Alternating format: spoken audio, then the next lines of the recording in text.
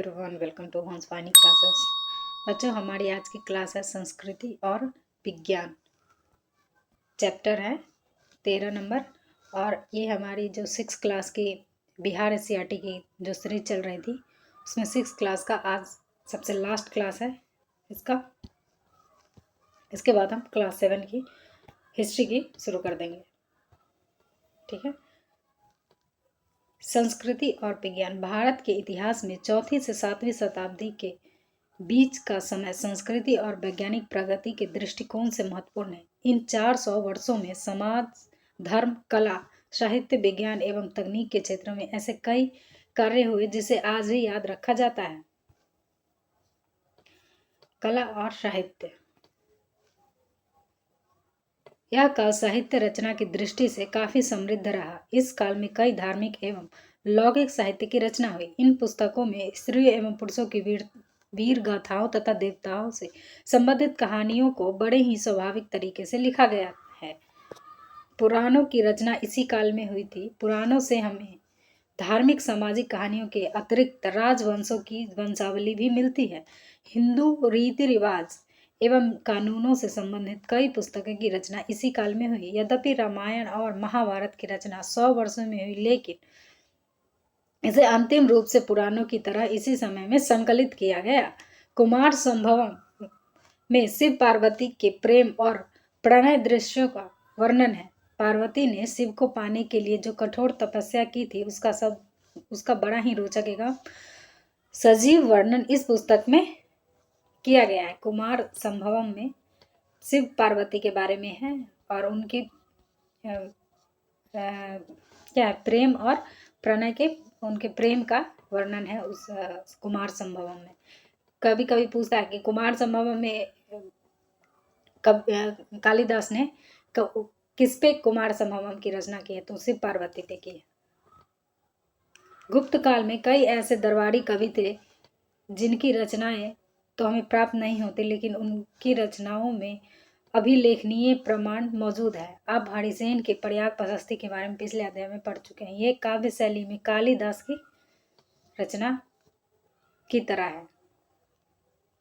इस काल में महात्मा रचनाकार कालिदास हैं, जिन्होंने कविता एवं नाटक दोनों ही क्षेत्रों में कई पुस्तकों को लिखा है। कालिदास के नाटक सुखांत और प्रेम प्रधान है। इसकी रचनाओं में ऋतु संहार, ये जो है ये नाटक है कालिदास, सुखांत और प्रेम प्रधान कालिदास के नाटक है। ये रचनाओं में ऋतु संहार, मेघदूतम, कुमार संभवम और रघुवंशम। कालिदास अपने नाटक में भाषा का चुनाव पात्र की सामाजिक स्थिति के अनुसार करते हैं। पात्र जो है वो जिस समाज से बिलोंग करता है उसकी जो भाषा है उनके नाटक में, वो उसकी भाषा वही है जो वहाँ के लोगों की थी। ठीक है, यानी कि स्थानीय भाषा, जो पात्र है वो अपना स्थानीय भाषा बोलता होगा। उच्च सामाजिक स्तर के पात्र संस्कृत बोलते थे, जबकि निम्न सामाजिक स्तर के पात्र या स्त्रियां प्रायः प्राकृत और स्थानीय भाषा का प्रयोग करते थे। ये बहुत इंपॉर्टेंट लाइन है कि उच्च जो सामाजिक स्तर के जो पात्र हैं वो संस्कृत बोलते हैं, और जो निम्न स्तर के सामाजिक पात्र हैं, स्त्रियां या पुरुष जो है वो या तो क्या बोलते हैं, प्राकृत या स्थानीय भाषा का प्रयोग करते हैं। ये बहुत इंपॉर्टेंट लाइन है आपके लिए।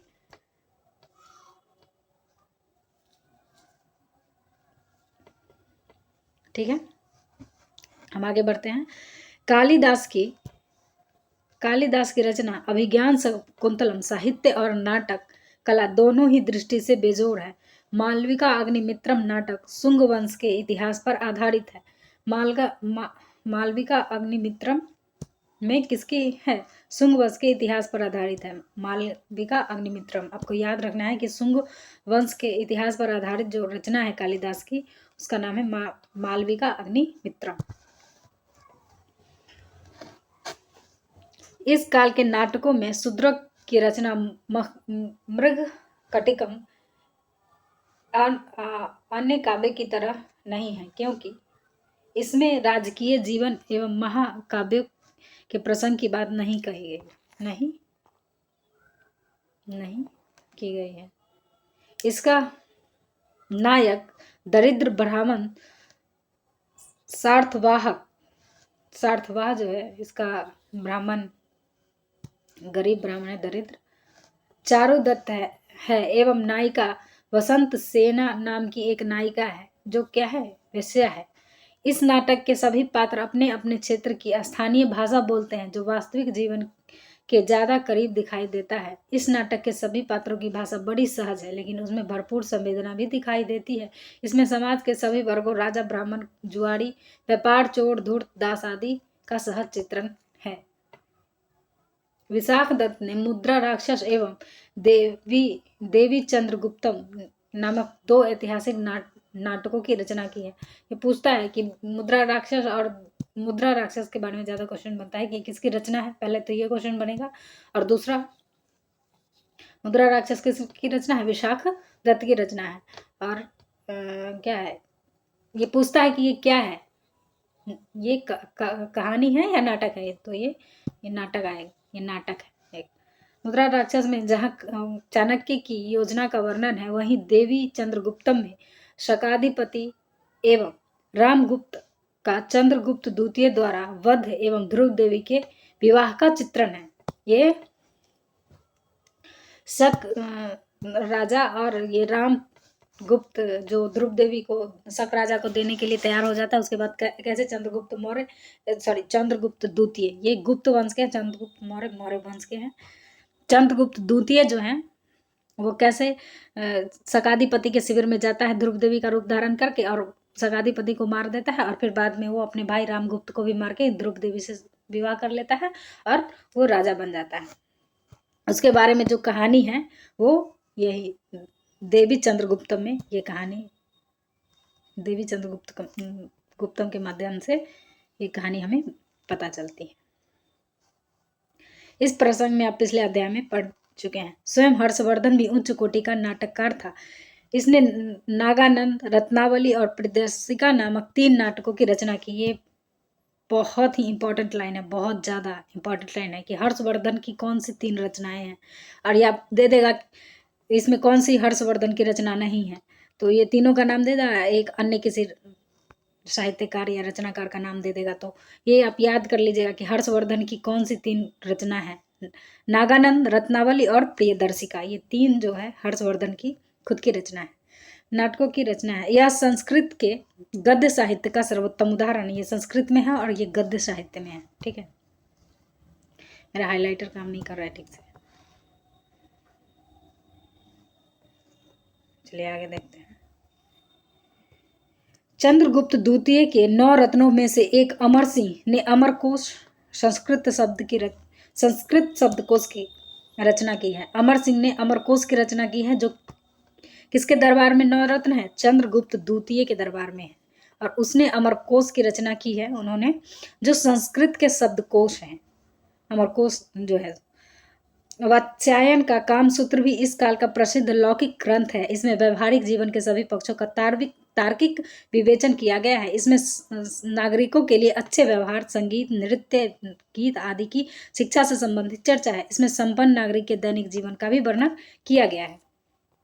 इसी समय दक्षिण भारत में भी कई महाकाव्यों की भी रचना हुई, जिसमें संगम साहित्य के नाम, जिसे हम संगम साहित्य के नाम से जानते हैं। हमने पढ़ा है कि संगम साहित्य को क्यों लिखा जाता था, वहाँ के राजा क्यों कब जो साहित्यकार थे उसका एक सम्मेलन करवाते थे और उसकी रचना क्यों होती थी, कि वहाँ के आर्थिक जीवन, राजनीतिक जीवन और जो है इतिहास उसका संग्रह हो, और आगे जो उनके वंशज होंगे, आगे जो लोग आएंगे उनको इस समय काल के बारे में जानकारी प्राप्त होगी। तो बताइए कितना वो लोग आगे का सोचते थे। तो ये संगम साहित्य की रचना के बारे में अब हम पढ़ेंगे। इन ग्रंथों की रचना तमिल भाषा में की गई है। संगम साहित्य की जो रचना है वो सभी कौन से भाषा में की गई है, तो तमिल भाषा में की गई है, इसे हम संगम साहित्य के नाम से जानते हैं, और ये रचना तमिल भाषा में की गई है। ठीक है ना। इलांगो नामक कवि ने शिल्पाधिकारम की रचना की है।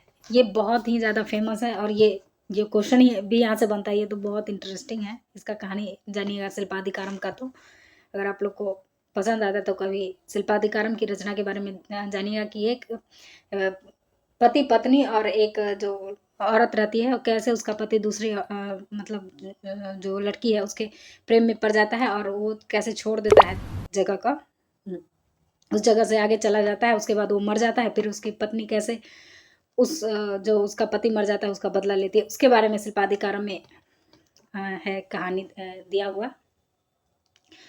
इसकी बहुत ही अच्छी रचना है इलांगो की। ठीक है, तो ये शिल्पाधिकारम किसकी रचना है? इलांगो को। आपको ये याद रखना है कि इलांगो की रचना है शिल्पाधिकारम। ठीक है,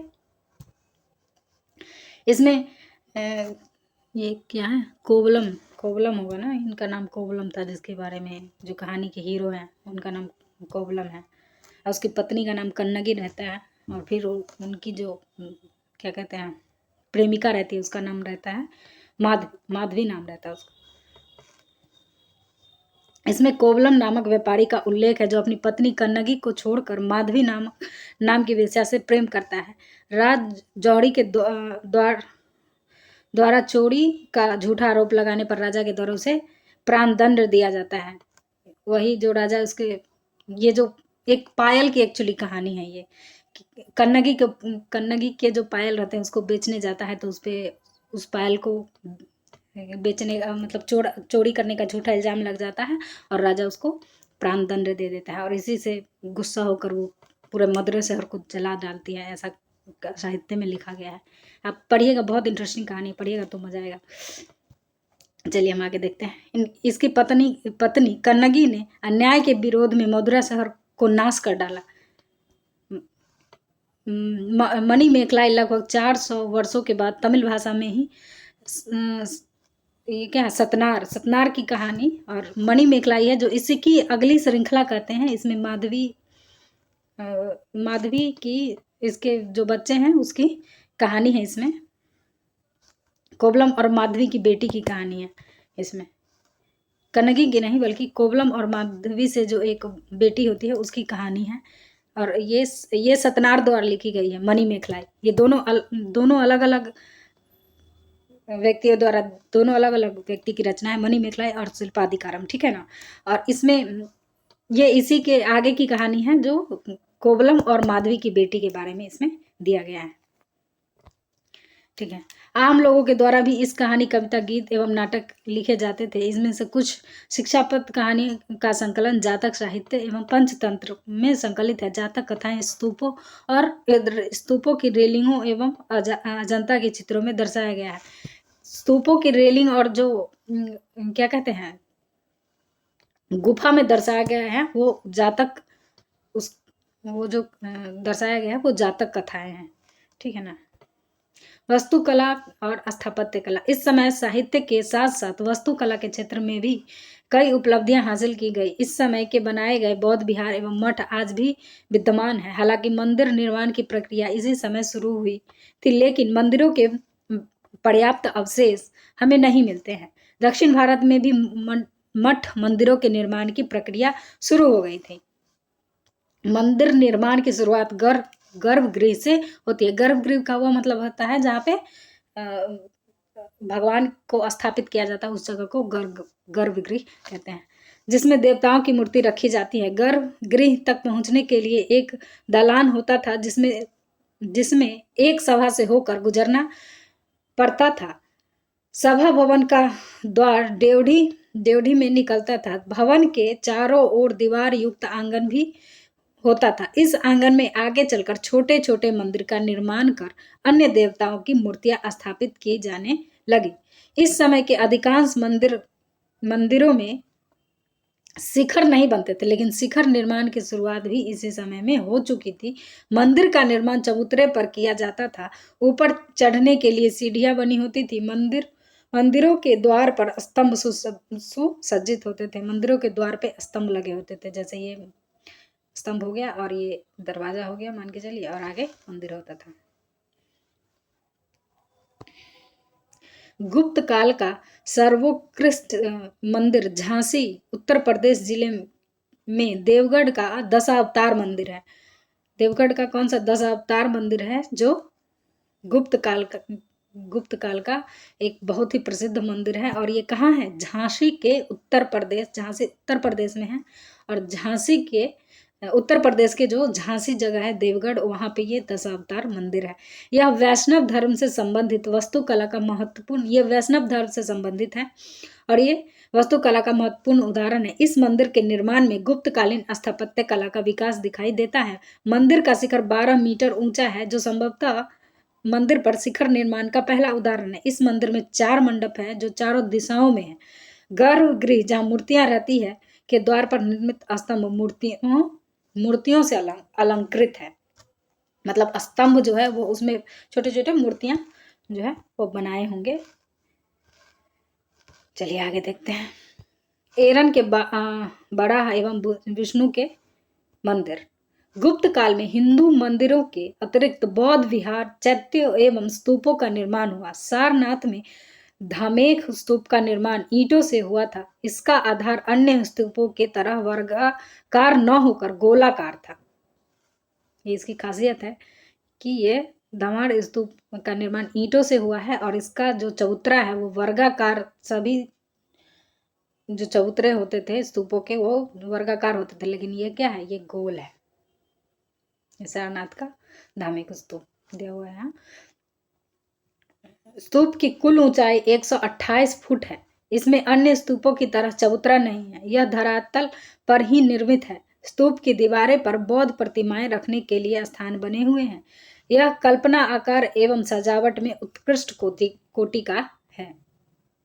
इस काल में गुहा मंदिरों का सर्वश्रेष्ठ नमूना उदयगिरी का गुहा मंदिर है। इसे चंद्रगुप्त द्वितीय ने बनवाया था। चंद्रगुप्त द्वितीय ने क्या बनवाया था? गुहा मंदिर का निर्माण करवाया था। द्वितीय का सेनापति वीरसेन ने बनवाया है। द्वितीय के सेनापति वीरसेन ने मंदिर का निर्माण करवाया है, जो चंद्रगुप्त द्वितीय के क्या है? सेनापति हैं। इसके भीतर एक गर्भगृह तथा उसके सामने मंडप है। इसमें वराह अवतार की विशाल मूर्ति उत्कीर्ण है। दीवारों पर अलंकरण एवं पिच्चीकारी भी है। पिच्चीकारी मतलब होता है पिटरा जुड़ा, यानी कि दीवारों पर जो छेद बना के, उस छोटे छोटे जो छेद बना के उसको अच्छे से क्या कहते हैं, डिजाइन बनाया होता है, वो पिच्चीकारी यानी पिटरा जुड़ा उसी को कहते हैं। इसके बारे में हम आगे हो सकता है पढ़ना होगा हमें, उसके वो क्या है।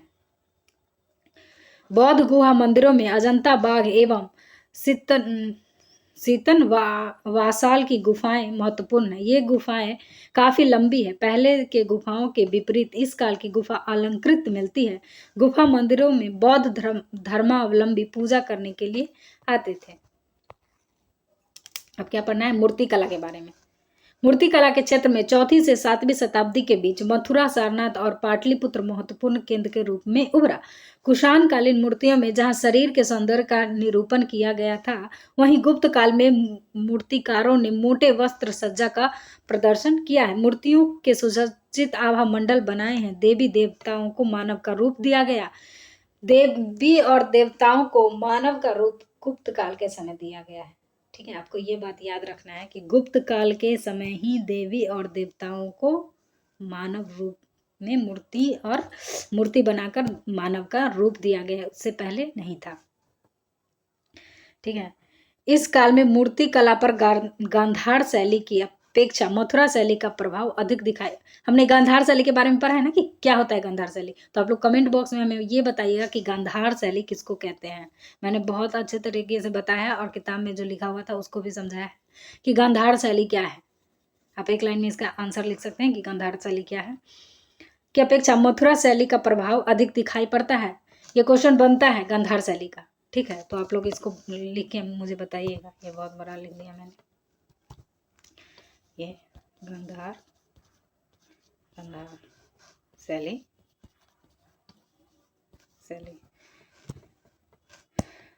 ठीक है, आगे बढ़ते हैं। इस काल में बुद्ध की प्रतिमाओं के साथ साथ विष्णु की भी मूर्तियां बनाई गई है। विष्णु की यह प्रसिद्ध मूर्ति देवगढ़ के दशावतार मंदिर में है। क्या है? ये देवगढ़ के दशावतार मंदिर का ये दिया हुआ है, जो कहाँ पे है? देवगढ़ में है। ठीक है। इस मूर्ति में भगवान विष्णु को शेष नाग की सैया पर आराम की मुद्रा में दिखाया गया है। वो कुंडल, मुकुट, माला, हार, कंगन आदि से सुशोभित है। इनके लिए एक और शिव और इनके लिए नहीं, यहाँ इनके इतना गड़बड़ कर देती हूँ कि दिखता ही नहीं क्या। इनके एक और शिव और इंद्र की मूर्ति है। समीप में 2 शस्त्रधारी पुरुष हैं। कृतिकीय मयूर पर आसीन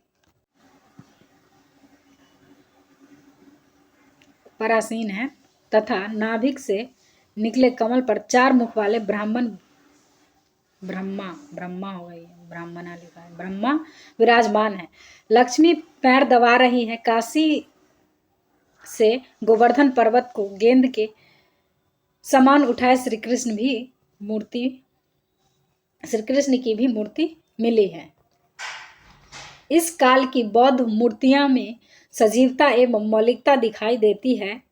भगवान बुद्ध के मूर्तियों के बाल घुंघराले, उनके आभा मंडल अलंकृत एवं मुद्राओं में विविधता है। इस काल की मथुरा संग्रहालय की बुद्ध मूर्ति एवं सुल्तानगंज से प्राप्त तांबे की मूर्ति जो 7.5 फीट ऊंची है, बहुत महत्वपूर्ण है। ये आपको याद रखना है कि भगवान बुद्ध की जो मूर्ति है, उनके बाल घुघराले, उनके आवामंडल अलंकृत, और क्या है, इस काल में मथुरा कला साहित्य मूर्ति एवं सुल्तानगंज से जो इनकी मूर्ति मिली है, उनमें ये विशेषता है। चलिए आगे देखते हैं। चित्रकला। इस काल की चित्रकला का सबसे अच्छा उदाहरण अजंता की गुफाओं में मिले भित्ति है।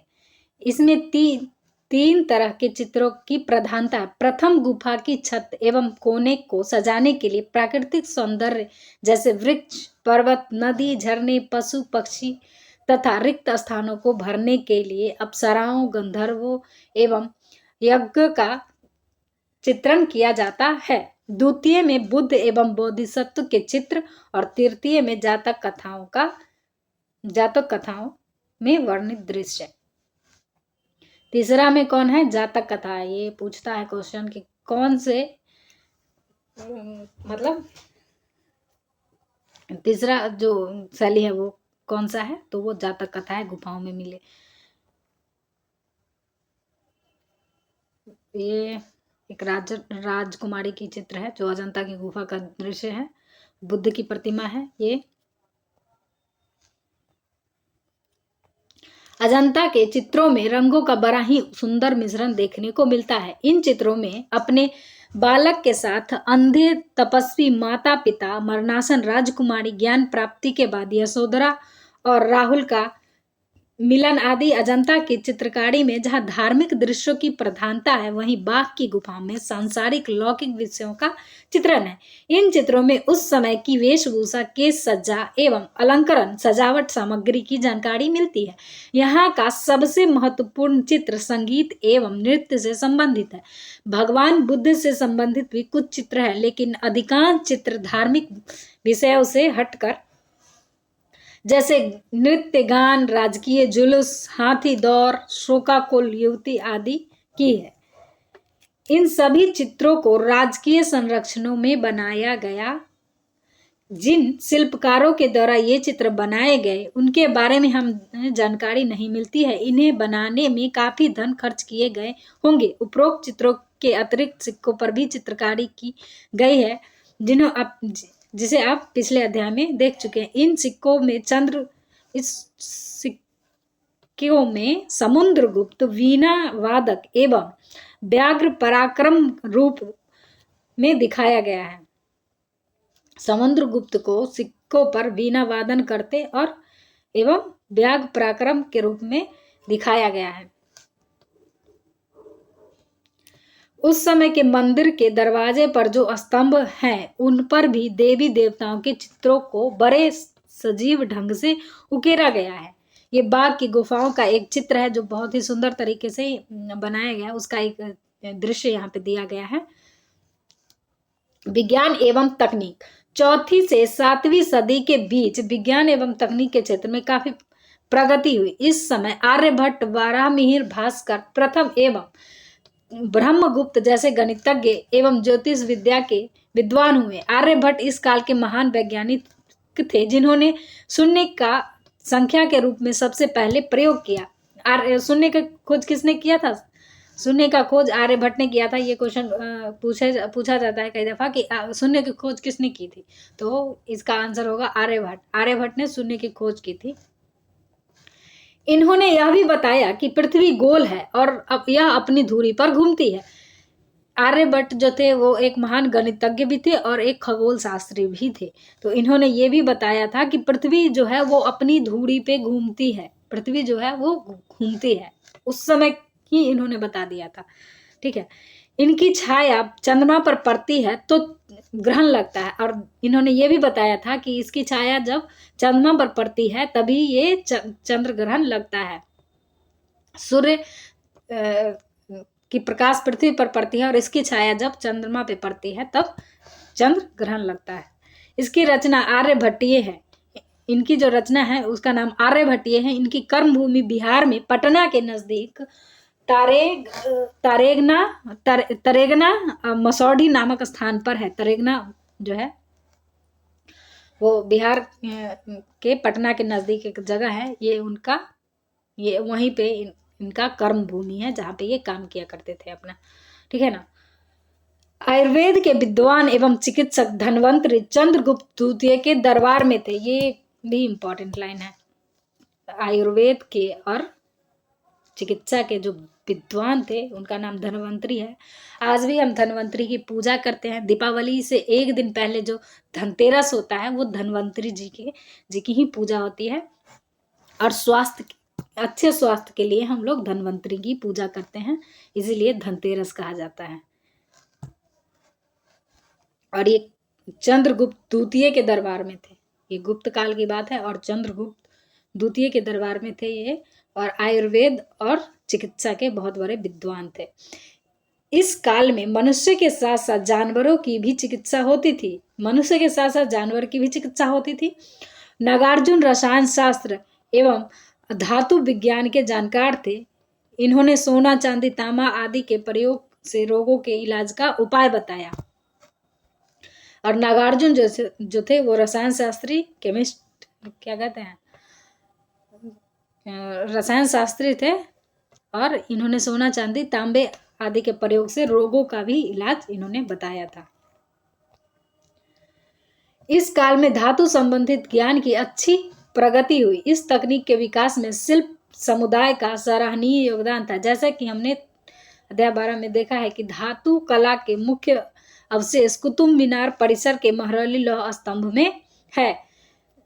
महरौली जो है वो उसमें जो लौह स्तंभ है उसकी एक विशेषता ये है कि वहां पे जो लौह स्तंभ है उस लोहे में जंग नहीं लगती है। अभी तक उसमें जंग नहीं लगा है। ये उसी की विशेषता के बारे में बता रहा है कि धातु के मुख्य अवशेष कुतुब मीनार परिसर के महरौली का लौह स्तंभ है। इसमें ऐसे तकनीक का प्रयोग हुआ है कि आज तक यह जंग से सुरक्षित है। इसकी जानकारी हमें नहीं है कि उस समय लोगों ने धातु विज्ञान को इतना विकसित कैसे किया। उस समय के जो धातु विज्ञान थे वो अभी के भी विज्ञान से बहुत ज्यादा विकसित थे। उन्होंने ऐसा लोहा बनाया है जिसमें आज तक जंग नहीं लगा है। हम लोगों ने अभी तक इतना अच्छा तकनीक विकसित नहीं किया है कि लोहे को जंग लगने से बचाया जा सके बिना उस पे किसी चीज का परत चढ़ाए हुए। अभी तक हम लोग लोहे को जंग से बचाने के लिए उस पे परत चढ़ाते हैं ना, गैल्वेनाइजेशन करते हैं या फिर पेंट कर देते हैं या फिर उसमें क्या कहते हैं ग्रीस लगा देते हैं। तो उसको ऐसे ही बनाया गया है, लोहे को कुछ मिला के ऐसे बनाया गया होगा जो अभी तक जंग नहीं लगता है उसमें। भागलपुर जिले बिहार के सुल्तानगंज से प्राप्त बुद्ध की 7.5 फीट की प्रतिमा मूर्ति भी धातु विज्ञान का उत्तम नमूना है। यह लगभग 1 टन की है। उसका भार कितना है? 1 टन का है लगभग। धातु विज्ञान की प्रगति सिक्के और मोहरों के निर्माण में भी देखने को मिलती है। इस काल के स्वर्ण सिक्के में मिलावट की सुंदर तकनीक का प्रयोग किया गया था। तत्कालीन धातु कला का ज्ञान हमें उस समय के आभूषणों से भी मिलती है। ये आज का चैप्टर खत्म हो गया। अब हम पढ़ेंगे इसका क्वेश्चन आंसर करेंगे, ठीक है ना। तो पहला क्वेश्चन है कि अभिज्ञान शकुंतलम की रचना कालिदास ने की, यह क्या है। मैंने बताया था ना कि पूछता है कि ये क्या है, नाटक है कि साहित्य है, कहानी है, क्या है। तो ये क्या था, अभिज्ञान शकुंतलम नाटक के में पढ़ा था ना, इनका नाटक जो था। तो अभिज्ञान शकुंतलम कालिदास का एक नाटक है। मंदिर के महत्वपूर्ण भाग जहां देवताओं की प्रतिमा रखी जाती है उस जगह को क्या कहते हैं, उसको कहते हैं गर्भगृह। जहां पे भगवान की प्रतिमा को स्थापित की जाती है उस जगह को हम लोग गर्भगृह कहते हैं। दशा अवतार मंदिर में किस देवता की प्रतिमा है। तो दशा अवतार मंदिर में हमने पढ़ा था ना कि वैष्णव धर्म से संबंधित था, तो वहां पे विष्णु की प्रतिमा है। इनमें से सबसे पहले किस पुस्तक की रचना हुई। तो ऋग्वेद की सबसे पहले रचना हुई है, ये सब तो बाद में हुआ है ना, रामायण पुराण और महाकाव्य ये सब तो उत्तर वैदिक काल, यहाँ पे अभी अशोक के बाद हुआ है ना ये सब। इसमें तमिल साहित्य कौन है। तो मैंने शिल्पाधिकारम के बारे में आप लोग को बताया अच्छी तरह से कि ये एक बहुत अच्छा रचना है, इलांगो की शिल्पाधिकारम। ये तमिल में है और ये तमिल साहित्य तमिल भाषा में भी लिखा हुआ है। तो आज के लिए इतना ही। Thank you so much for watching. और आपको अगर चैप्टर वाइज पढ़ना है तो मैं सारे को एक ही प्लेलिस्ट में ऐड कर दी हूँ, आप चैप्टर वाइज वहाँ से जाके पढ़ सकते हैं। और आज का ये क्लास आखिरी क्लास है 6th क्लास की। मैं अगले दिन से 7th क्लास की हिस्ट्री शुरू करूँगी। और ये बिहार स्टेट का अपना बुक है, बिहार SCRT BTBC का ये बुक है, ठीक है ना। उसको मैं पढ़ा रही हूँ, उसका सीरीज मैं TRE 4 के लिए चलाया है। TRE 4 में कई दफ़ा यहाँ से क्वेश्चन बनते हैं। NCERT तो पढ़ना जरूरी है ही आपको, आप एक बार इस बुक को भी पढ़ के जाइएगा, क्वेश्चन यहाँ से भी बनते हैं। कई ऐसे इन्फॉर्मेशन हैं बिहार के बुक में, बिहार से रिलेटेड, जो NCERT में नहीं है। इसमें बिहार से रिलेटेड कई सारे इन्फॉर्मेशन अलग से दिए हुए हैं, इसलिए आपको ये पढ़ना जरूरी है, ठीक है ना। Thank you.